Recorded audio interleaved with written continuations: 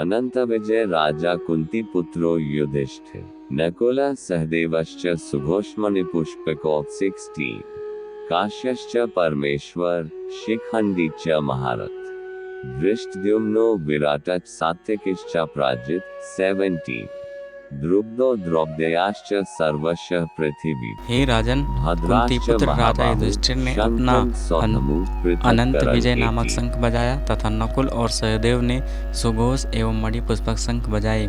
महान धनुर्धर काशीराज, परम योद्धा शिखंडी, धृष्टद्युम्न, विराट, अजय, सात्विकी, द्रुपद, द्रौपदी के पुत्र तथा सुभद्रा के महाबाहु पुत्र आदि सबों ने अपने अपने शंख बजाए। संजय ने राजा धृतराष्ट्र को अत्यंत चतुराई से यह बताया कि पांडु के पुत्रों को धोखा देने तथा राज्य सिंहासन पर अपने पुत्रों को आसीन करने की यह अविवेकपूर्ण नीति श्लाघनीय नहीं थी। लक्षणों से पहले ही यह सूचित हो रहा था कि इस महायुद्ध में सारा कुरुवंश मारा जाएगा।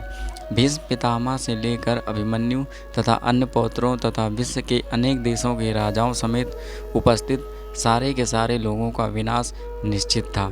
यह सारी दुर्घटना राजा धृतराष्ट्र के कारण होने जा रही थी, क्योंकि उसने अपने पुत्रों की कुनीतियों को प्रोत्साहन दिया था।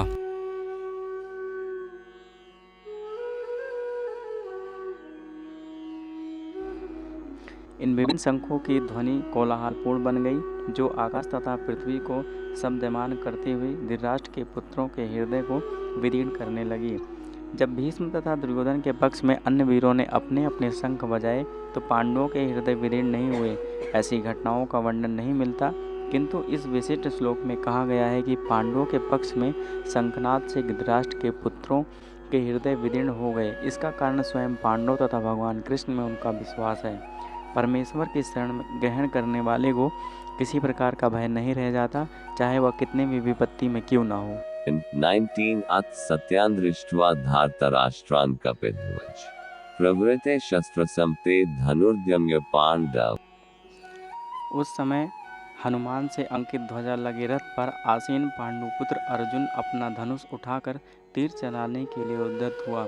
हे राजन, धृतराष्ट्र के पुत्रों को व्यूह में खड़ा देखकर अर्जुन ने श्री कृष्ण से ये वचन कहे।